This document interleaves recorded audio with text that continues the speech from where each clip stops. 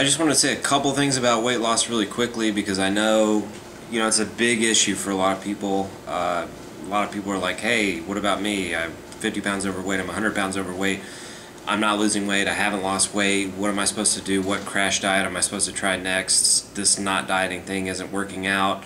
I have a few things to say about it before we move on to some other topics, but basically, if your body is trying to maintain a certain weight, it's really difficult to think that you can fight against that and win, not have negative repercussions from that. Now, I know there's a lot of naivete that still flourishes in the comments section about, oh, just eat less, exercise more, and you're going to lose weight and everything's just going to work out perfectly. And oh, these metabolic ward studies show that if you eat less, you lose weight. Well, yes, they also show that your metabolism drops and your appetite increases, and that you gain all the weight back, and that you incur a bunch of health problems along the way, and an increased risk of heart disease and type 2 diabetes, and you actually have more visceral fat or abdominal fat, which is the kind associated with those diseases.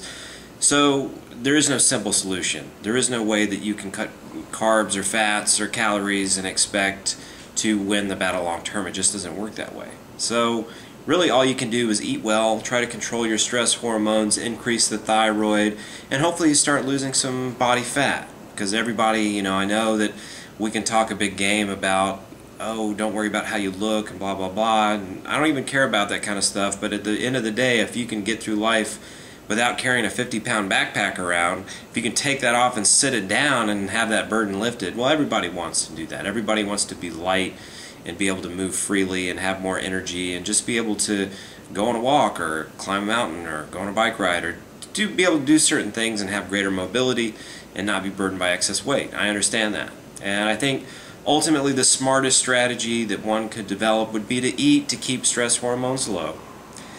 Get to a point where your metabolism is up, your body temperature is high, you're feeling better, some of your minor health problems maybe go away, your digestion is flowing. Get your body in a great state of health. Get your metabolism up.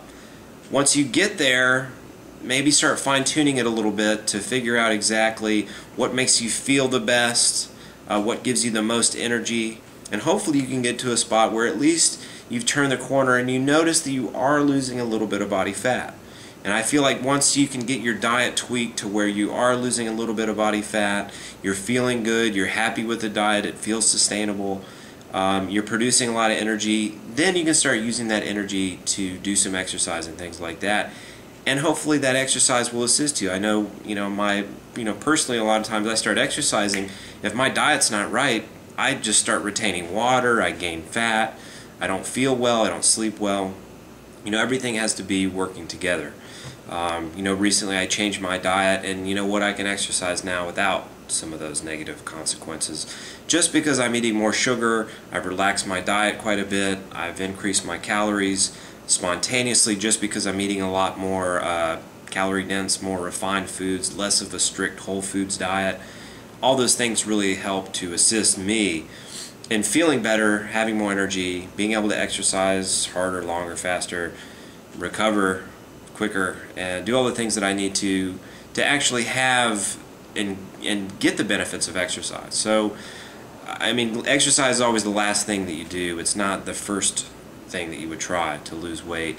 Overall, if you were desperate, I would use exercise before I tried to use a crash diet. I wouldn't start cutting carbs and things like that until, I would try exercise first. It's time consuming, it's hard, but ultimately I think you'll eat more, your metabolism would be less negatively affected if you try to get the fat off by doing a lot of exercise. That's just my own personal hunch, but everybody's unique situation.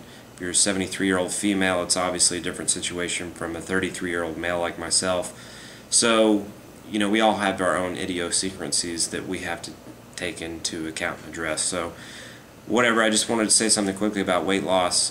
Again, it's one of those things, we know more about curing cancer than we know about getting weight off of people in a way that's long-term and realistic and sustainable.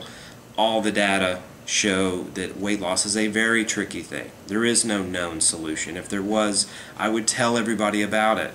But just as I state at the beginning of 180 Degree Metabolism, which is my book about fat loss, there is no known cure for having weight problems. We can only speculate about the causes and treatments of, at the root cause of obesity and storing excess body fat and things like that. And there's been a lot of people who've lost weight. There's one woman's lost over 100 pounds, increasing her caloric intake, increasing her carbohydrate intake, eating fat and carbohydrates and protein all mixed together. Another woman, Melissa's contacted me recently. She's lost, something like 60 or 70 pounds as well. So some people are having success, some people aren't having success. Almost everybody's feeling better. But again, I'm going to be continuing to do as much research and thought and self-experimentation and paying attention and hopefully be able to come up with more solutions for more people in the future. But right now, having anybody have success and having it pay off and last long term is already better than what the leading obesity researchers are able to reproduce in a laboratory type environment or any other environment for that matter. So I don't feel like it's been an utter failure. I know a lot of people are still frustrated, but hang in there. Hopefully we can come up with the solutions that don't have the negative recourse, that do work long term, and that don't get the weight off at the expense of your health, which is, I think, 9 times out of 10, that's exactly what happens. Thinking that you can lose weight to get healthy, and that losing weight always increases your health, that's a huge, huge myth. I see the opposite more often.